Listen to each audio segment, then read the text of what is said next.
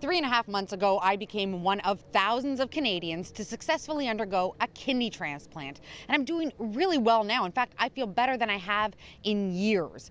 But going from dialysis through the transplant process to here wasn't very easy. Tonight, we take you through some of that journey. So it's been 6 days since I got a kidney transplant through my cousin. They actually put the kidney right there. I'm still in quite a bit of pain. In fact, the first 3 days after my kidney transplant, I gained about 25 pounds in just water weight. My legs had ballooned up so much that I couldn't cross them. I was in excruciating pain. The kidney started to work immediately, even on the operating table. This is a big deal, isn't it? It is a big deal. It's a big deal that I can stand and actually walk and do so without having a walker or, a pole to hold me up.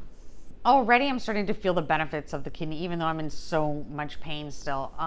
About an hour before my transplant, my creatinine levels, those are the levels of toxicities or toxins in your blood, they were at about 986. Now, somebody of my age and height and gender should be around 85. So I was well over 10 times the normal average, despite being on dialysis.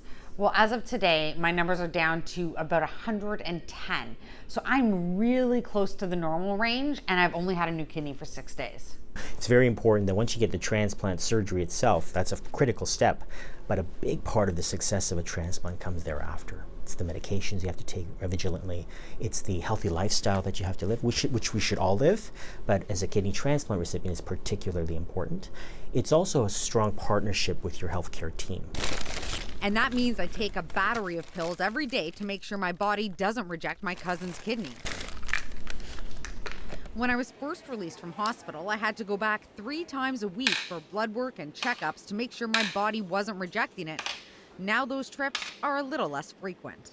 About 5 to 10% of the time over the first year, the immune system can react against the kidney and cause the kidney to become inflamed and as a result not work properly.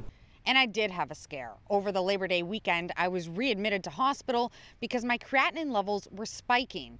But a few ultrasounds later and some alterations to my medications, and today I feel absolutely perfect. In fact, the only real physical signs of my kidney transplant are my scars and my kidney bump. So the scar will be a scar like that.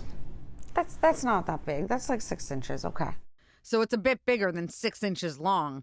And I was very self-conscious about that and my kidney bump at first. But over the past few months, I've learned to stop covering them up and actually embrace them. I've started to see them as battle wounds of sorts and a sign of just how fortunate I really am.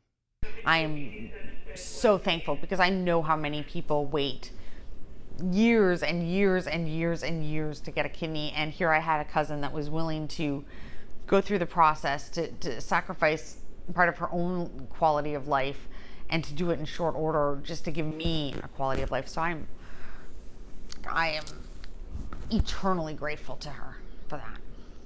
Tomorrow, I introduce you to my heroic cousin and to other living donors who risked their lives in order to save a loved one and in some cases, even a stranger.